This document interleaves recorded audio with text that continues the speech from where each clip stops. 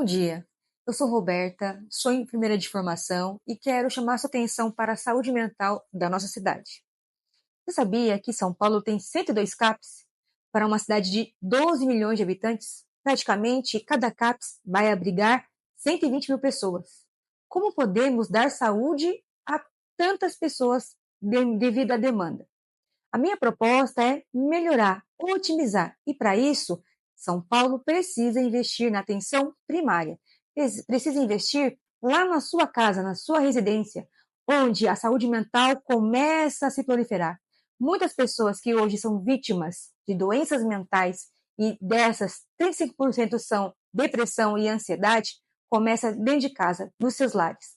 Famílias destruídas, falha na educação, e, infelizmente, a promoção na saúde não está transformando essas vidas. Pelo contrário, está migrando e inchando os serviços de saúde. Por isso, eu sou Roberta Oliveira, vereadora 30032. Olá, Suzana Queiroz aqui com você, eu sou psicanalista, estamos juntos aqui com as candidatas a vereadoras do Partido Novo, falando um pouco, discorrendo sobre o tema desse mês, que é Setembro Amarelo, saúde mental. E saúde mental é um tema que interessa a todos nós, não é verdade, candidatas? Então, é importante que a gente traga esse tema aqui aberto, conversando, falando sobre as propostas, sobre a vivência, sobre a experiência de cada uma, para que o eleitor possa conhecer um pouco mais sobre a proposta de vocês. Me fala um pouco sobre os números, Roberta. Você que trabalha no setor da saúde, nós gostaríamos de conhecer um pouco mais sobre os números. Mais uma vez, muito prazer. É um privilégio estar com vocês esta manhã, compartilhar ideias para uma São Paulo melhor. Eu sou enfermeira de formação, trabalhei no serviço público e também sou professora de enfermagem. Então, a gente percebe o quanto é dura a realidade da saúde em São Paulo. São Paulo tem mais ou menos 12 milhões de habitantes. Para cada 12 milhões de habitantes, nós temos só apenas 102 CAPs, ou seja, esses CAPs está para cada 120 mil pessoas. É impossível apenas uma unidade de saúde habitar, interagir com 120 mil pessoas em São Paulo.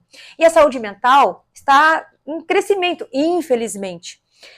Nas UPAs, que era para ser números de UPA, são números hospitalares, nós percebemos internações dadas à saúde mental, e isso tem prejudicado, porque não há o CAP suficiente para absorver a contrarreferência desses pacientes. Então, isso me preocupa muito, e uma das minhas propostas é fortalecer justamente a atenção primária.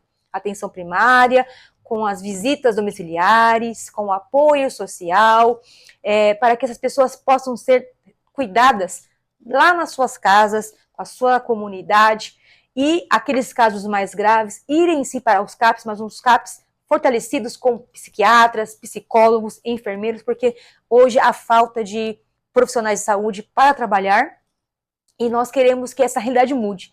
Além do que, combater as drogas. Que a droga também faz parte da saúde mental, infelizmente, porque criar dependência química. E nós temos visto que o governo está, em vez de banir, está permitindo que as pessoas usem drogas, né? Haja visto que o próprio ministro do STF disse que por ele as drogas é como se fosse um cafezinho, né? E por ele poderia ser facilmente facilitada para todos, mas os leitos hospitalares que deveriam estar com pessoas doentes, enfermas, estão trazendo pessoas com problemas psiquiátricos graves e isso prejudica a saúde. Então vira uma bola de neve sem acaba fundo. Tendo uma alta demanda, né? Já tem uma demanda grande e soma-se a uma outra demanda que poderia ser controlada, que poderia ser combatida. E pensando então nessa questão também da saúde mental em relação às crianças, em relação às escolas, a candidata Nilceia, eu gostaria de ouvir um pouco mais sobre a sua proposta, nessa visão mesmo da saúde mental nas escolas, na questão da educação, do aprendizado. O que você traz na sua proposta nesse tema, Nilceia?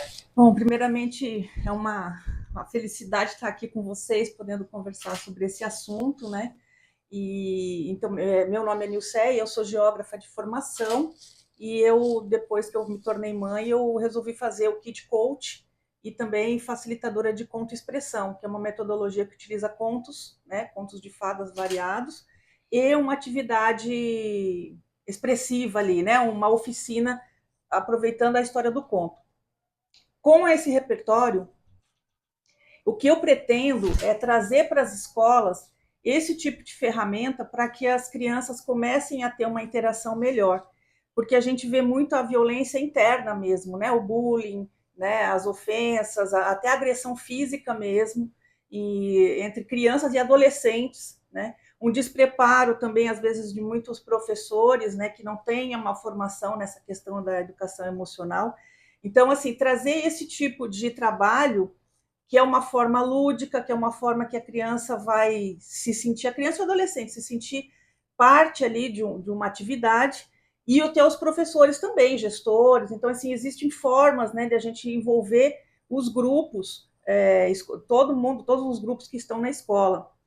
E a educação emocional, ela é assim, ela é a base para esse tipo de ferramenta, né, vamos dizer assim. Então, a partir daí, porque a gente sabe que as famílias estão desestruturadas, existe um índice muito grande, né, como ela já comentou, a ameaça das drogas também, que bate à porta da escola e muitas vezes entra, né, na escola com os adolescentes.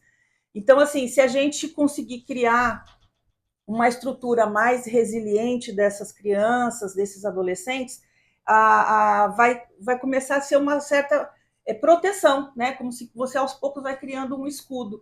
Então, assim, esse é o meu principal objetivo, né? E uma das questões também é envolver mais aquela coisa como a gente era antigamente, a gente brincava mais, né, em contato com a natureza e tudo. Então, assim, isso algumas escolas poucas fazem, mas não é um projeto assim, né, amplo. Fica por questão ali de um professor ou uma diretora que resolve abrir ali. Então, se a gente conseguisse criar um projeto mais, né, para a cidade toda disso, eu estou muito entusiasmada assim com essa ideia, né? Muito interessante falar sobre essa interação entre saúde, educação, e lembrando também que a gente não pode deixar de olhar também para a família, né? Como foi dito aqui pela candidata, essa assistência de saúde à família, essa parceria da escola com a família. Então, eu gostaria de, nesse viés, ouvir um pouco sobre a candidata aqui, a Janiele, pegando esta soma entre educação, a base familiar, qual é a sua proposta, o que você quer comunicar para a gente aqui hoje, falando assim, sobre a saúde mental. A gente sabe que o ambiente familiar, ele influencia muito também o aprendizado, a conduta da criança. Fala um pouquinho para a gente. Olá, meu nome é Janiele Silva, eu sou candidata a vereadora, meu número é 30330. E assim, a minha proposta, a minha luta é para que as crianças sejam alfabetizadas na pré-escola. Mas isso também entra a parte mental, né? Porque se a criança não tem saúde mental, se ela não é avaliada, se ela não é acompanhada por um especialista, né? Um psicólogo, um psiquiatra, que acompanha essas famílias nos seus lares, no seu desenvolvimento, não tem como essas crianças saírem do lugar. Tem esse outro lado, tem as crianças realmente que precisam somente de aprendizado, de um conhecimento, e tem crianças que precisam de um cuidado a mais para poder ter esse aprendizado mais bem absorvido. Como minha mãe tem Alzheimer, e nosso Setembro Amarelo fala sobre saúde mental, a minha mãe, ela tem Alzheimer e ela tem 91 anos, então ela não lembra mais de ninguém, em termos de filho, de neto, de bisneto. E a gente vê que as crianças, né, nossos sobrinhos netos, eles sentem uma certa dificuldade com a minha mãe pelo fato dela não lembrar deles mais.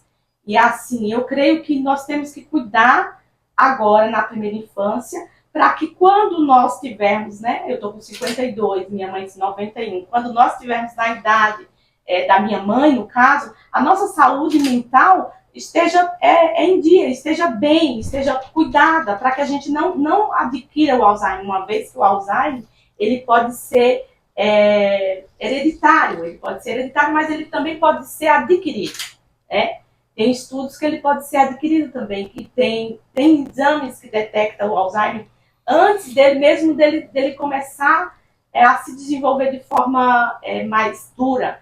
Então, eu chamo a atenção nesse mês para as famílias, os pais, os avós também, que dê uma olhada na alimentação, temperamento, forma de ser, tudo isso tem que ser bem avaliado. E o governo entrar também, né, com recursos para um cuidado e uma saúde mental mais equilibrada. É isso que eu tenho para falar. Eu agradeço a oportunidade assim, de estar aqui no podcast com minhas colegas, né, de bancada. Eu espero, lá na frente, nós todos sejamos eleitas. E com a Suzana, que é terapeuta, que está conduzindo também o nosso trabalho hoje. E é isso que eu tenho para alertar as famílias, né? Muito bom, Janiele.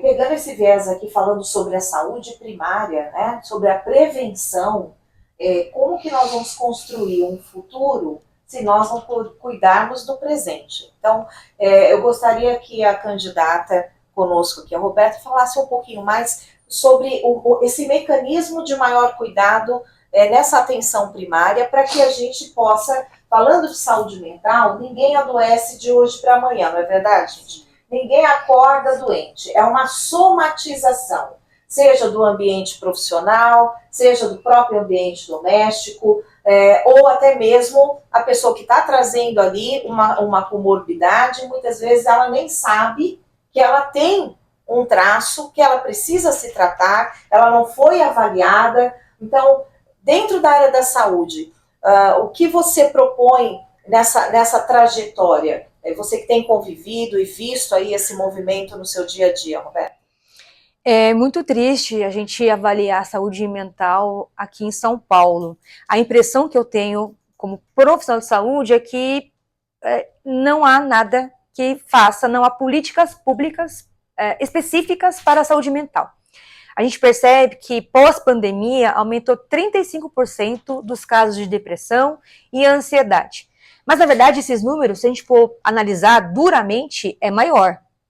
São bem maiores. Por que são bem maiores? Porque não está só apenas inserido a pessoa ficar na sua casa, ficar interna, resoluta. Não. Isso está envolvido uma sociedade. Então, a saúde mental ela vai puxar um fio que vai tirar toda uma meada, né, um emaranhado de um novelo enorme, porque tem a ver com saúde, como você disse, que é uma somatização de problemas, tem a ver com educação e tem a ver com convívio familiar, que é algo tão atacado nos nossos dias. Estão querendo tirar a base da família e essa desestruturação familiar é que tem provocado essa questão da saúde mental. Então, uma das minhas propostas é fazer com que o caminho de volta. A família precisa voltar a ser estrutura. Há casos, há relatos da qual eu tratei como enfermeira, de ver o quanto que a família está desestruturada, está facelada, e as pessoas adoeceram por conta disso. E uma família doente é igual a uma sociedade doente. Uma sociedade doente é igual a uma cidade doente. Uma cidade doente não prospera, não enriquece, não traz emprego. A educação é muito importante, porque a educação faz parte, sim, desse voltar, né, para o princípio básico, que é o familiar. Então, a gente precisa trabalhar nesse modelo para a atenção primária. E a atenção primária é, sim, um braço que vai estender as mãos para essas pessoas. Visitas domiciliares, trazer as pessoas para terapias, né? Você, psicanalista, sabe o quanto é importante, trazer para a educação. Essa proposta da Nilce é foi maravilhosa. Colocar a criança de volta com a natureza, jogos lúdicos, deixar a criança brincar. Deixar a criança ser criança. Né? Isso, realmente, para não virar adultos problemáticos no futuro, adultos que vão se enfiar nas drogas, adultos que vão se enfiar no crime, por conta de uma atenção primária, uma atenção mental deficitária. Então, é essa a nossa proposta. E o interessante é que o que nós precisamos aqui somar, né, focando aqui na questão da saúde mental, olhando ela também no todo, né, em todo o viés, que saúde se promove, primeiro, com os seus direitos assistidos. Saúde se promove com educação, saúde se promove com direito e acesso à saúde, saúde se promove com uma estrutura familiar a contento para que possa atender aquela criança, aquele adolescente, aquele jovem, né? Então, é um desafio muito grande nós falarmos sobre saúde mental, se estamos vendo aqui os dados, que não há equipamentos suficientes e nem profissionais, né, suficientes para atender. Então, o problema, tem que atacar o problema na raiz. Nós temos que parar de ficar simplesmente aqui apagando incêndio, né? Então, quando nós falamos sobre propostas, sobre o olhar que cada candidato tem aqui para o tema, a gente vê que é um tema bastante abrangente, mas a pergunta fica: o que cada um de nós pode fazer dentro do seu lar, dentro aí do universo que cada um tem? Estamos nas eleições, gente. O primeiro passo: vote certo. Conheça seus candidatos, conheça as propostas, conheça sobre cada candidato, cada proposta, o que cada um vai fazer a respeito disso. Então, continuando aqui, eu gostaria de ouvir um pouco mais a Nilceia, porque ela tem uma experiência também na sua vida, lidando com essa questão no dia a dia. Eu gostaria que você desse dica para essas mães, como que elas podem se posicionar dentro dessa demanda infantil, né? Muitas vezes não tem a informação, e que primeiro passo ela pode dar, e o que, como candidata, você vai facilitar nesse caminho. Primeiramente, assim, a gente sabe que a vida hoje é muito corrida, né, para a mulher, né? Então, assim, a mulher tem que trabalhar fora e tudo, e às vezes as mães não estão tendo a devida paciência. Eu sei que é difícil, eu passei por isso na pandemia com meu filho, eu amo meu filho, e foi um filho desejado, não foi um filho indesejado, mas mesmo assim na pandemia, ficar em casa estava sendo bem difícil. Ele é um menino estudioso, mas ele estava com dificuldade de acompanhar. Então, nesse momento ali, eu já estava fazia tempo procurando informações sobre educação infantil, e aí eu conheci o Kit Coach. E aí ali a gente começa assim, primeira dica, né? Ninguém vai sair Kit Coach só com essa dica, mas já vai aliviar muito a relação das mães com os filhos. Falo mães, né? Mas os pais também. Ouvir um pouco mais, sabe? Contar até 10 ali. Ouve seu filho, observe seu filho. Sabe, antes de dar uma opinião, antes de já dar um parecer ali, antes de dar um veredito sobre a ação do teu filho, pergunte, é uma das bases, né? Assim, pergunte, fala assim, por que você fez isso? E aí deixa a criança falar. Às vezes a gente está naquela correria, a gente está achando que está fazendo de propósito. E isso gera essa insegurança, gera esse mal-estar, gera o conflito com a criança. Então, assim, uma dica básica assim, é dar uma respiradinha, procura ouvir um pouco o que a criança tem a dizer. E, assim, tem muito mais coisas que precisa ser feito, né? Porque as crianças que, às vezes, vivem nesses lares desestruturados e assim, a gente está na correria, as pessoas perdem referenciais, os adultos estão perdendo referenciais. Então, não passa esses referenciais para as crianças. E criança, ela aprende por observação, né? Até dizem que é uma esponjinha, ela aprende na imitação. Então, ela vai reproduzir, de repente, aquele estresse, aquela confusão que os pais estão sentindo, né? Então, assim, é uma bola de neve muito dolorosa, e isso vai para a escola, chega na escola, há o conflito dessa criança que está trazendo aquela angústia, e vai entrar em conflito com outro coleguinha. Então, assim, a situação ela está muito grave. A gente está assim, numa crise civilizacional, eu até ouso falar isso, né? É meio duro, mas eu acho que a gente, no Brasil, a gente está vivendo uma crise de civilização.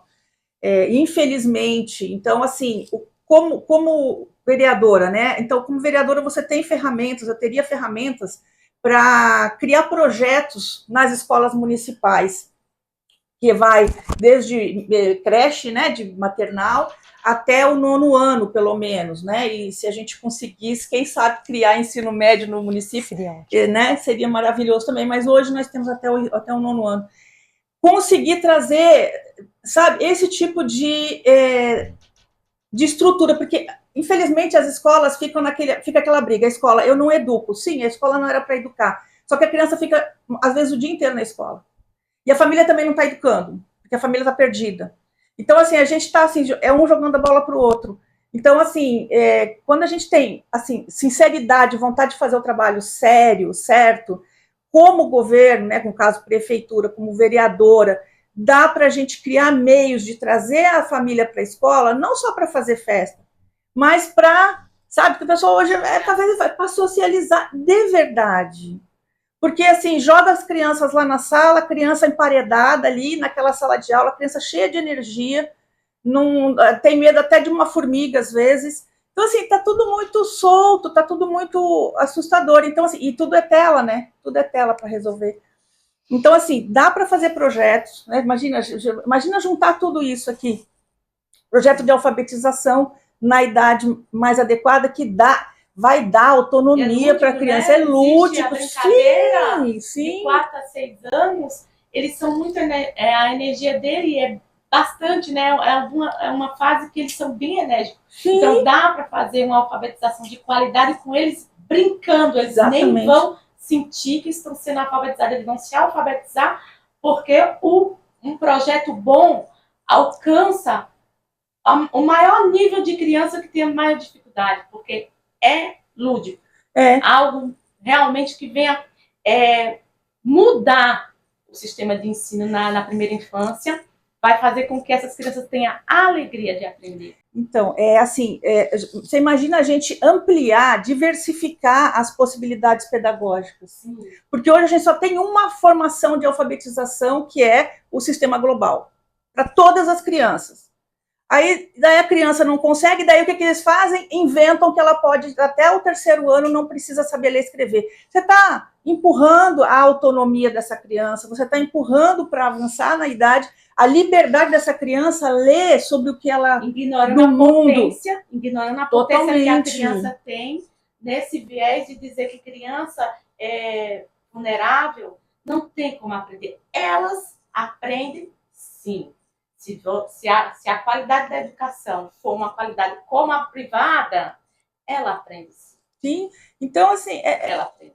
Você imagina, junta, né, a alfabetização na idade mais correta, atividades lúdicas envolvendo, assim, uma socialização mais primorosa, um atendimento primário, né, um atendimento primário na parte da saúde ali, né, esse ir até as famílias e conhecer a realidade, e em casos que necessita de um atendimento, já porque às vezes não precisa, às vezes é só você dar uma pequena orientação e a família já se estrutura, mas às vezes precisa de um trabalho mais, um atendimento psiquiátrico ou psicológico.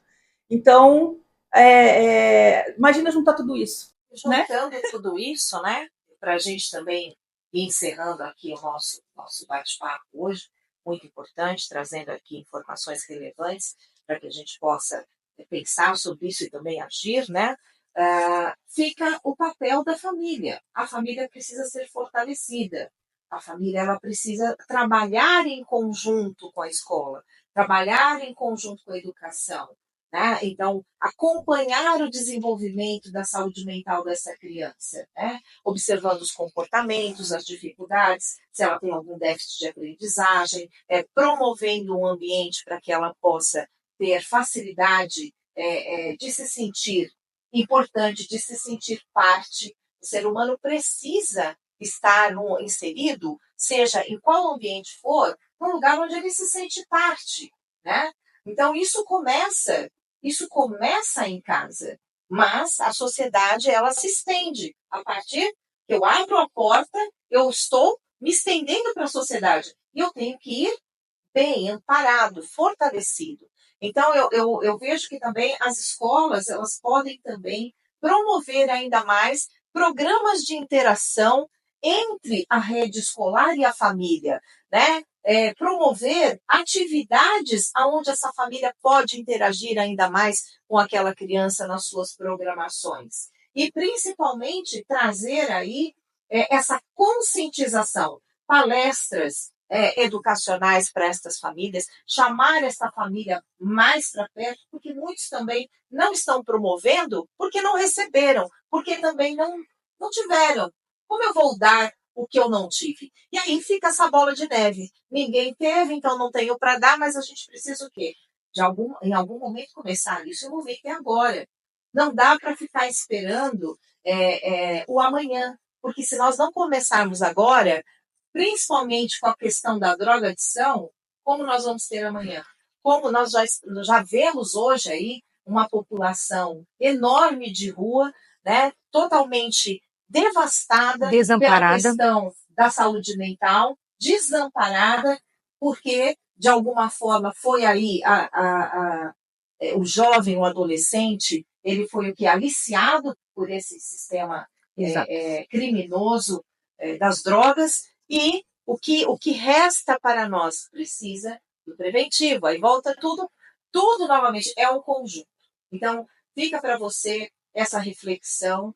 Setembro Amarelo, mês da saúde mental. Se você tem alguém aí na sua casa que tem apresentado comportamentos que você tem visto que está saindo da normalidade, busque ajuda. Se tem alguém que tem até tentado contra a sua própria vida ou falado que está para fazer algo contra si, não leve isso como mimimi, frescura, não sabe o que está dizendo, não. Saúde mental é um tema sério e nós precisamos de escuta, acolhimento e apoio para que essas pessoas elas possam viver plenamente. Saúde é direito de todos. E o que é saúde? Você ter qualidade de vida.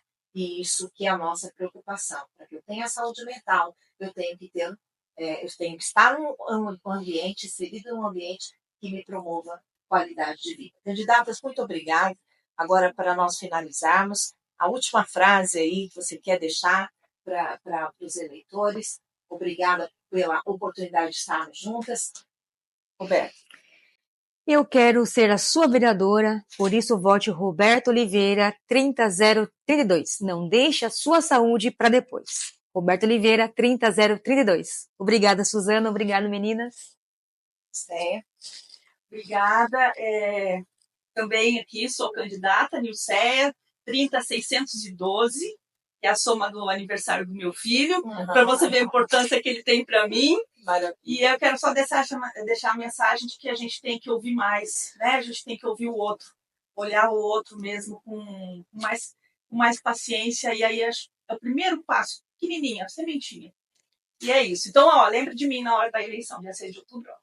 30612. Então lá, Janiele Silva, 30330, um município mais belo. Vote, mude a sua mentalidade em relação às eleições. Dá para fazer diferente, dá para mudar o estado de São Paulo, dá para mudar o Brasil.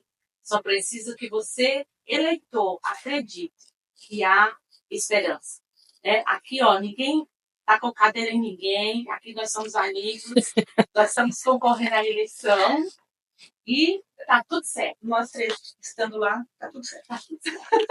O que é importante aqui a gente fechar, agradecendo mais uma A vez gente a está falando de participação. saúde mental, né? Sim, Que eu acho que o debate da Band, a saúde mental ali já acabou, né? Gente, foi muito triste, mas nós agradecemos a participação de todas, com a contribuição da sua visão, daquilo que tem aí como proposta. E nós somos mulheres inseridas na política.